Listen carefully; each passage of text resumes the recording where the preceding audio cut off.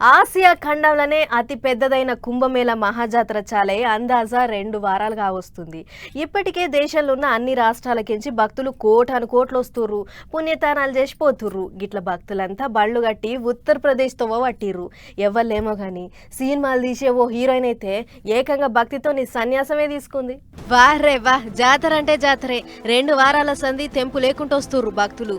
వచ్చిన వాళ్ళంతా త్రివేణి సంఘంలో మునిగి పుణ్యతానాలు చేస్తుంటే హిందీ హీరోయిన్ మమతా కుల్కర్ని ఎరికే కదా. అదేనుల్లా తెలుగులో ప్రేమ శిఖరం, దొంగ పోలీసు అనే సినిమాలు చేసింది చూడు ఆమె. ఇక మేడం కుంభమేళ జాతరకు పోయి నాకు ఈ మనిషి జీవితం సాలని సన్యాసం తీసుకుంది. లెక్కకైతే సన్యాసం తీసుకోగానే పేరు మారుద్దట.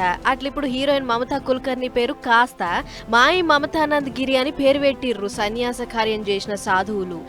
ఈ కార్యం అంతా కుంభమేళాలున్న కిర్నార్ అఖాడాలయ్యింది.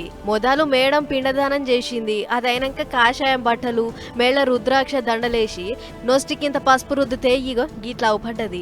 ఆ టెంక మాట్లాడుకుంటా నాకు అసలు సినిమాలలో నటించాలనే కోరికే లేదు, కానీ మా అమ్మనే బలవంతం చేసిందని చెప్పింది. 11 కిలోల విష్ణు శంఖం పట్టుకొచ్చిండు. ఇది చూసి జనాలు బాప్రే శంఖం గిట్లుంటదా అని మురిసిపోతుర్రు. ఇక ఇదిట్లుంటే అటొక బాబా ఒక ఆయన భక్తుల నొప్పుల రోగాలను నయం చేస్తా అని చెప్పి ఒడిశాకించొచ్చి కుంభమేళాలో అడ్డేసిండు. ఇక అది చూసిన భక్తులంతా ఇంత దూరం వచ్చింది ఒంట్లో ఉన్న నొప్పులు రోగం నయం చేసుకునే తానికేనాయే అని బాబా కాడ లైన్ కట్టిర్రు.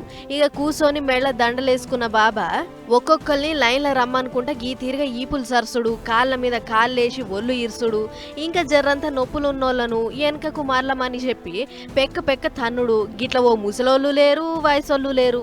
జబ్బలు ఇంకా ఈపు మీద సరసుడే సరసుడు. ఇక తన్నుడు ఈర్సుడు కార్యం అయినాక బాబాకు శనార్థులు చెప్పి పోవుడు. ముంగట ఇంకెన్ని చిత్రాలు చూడాలనో.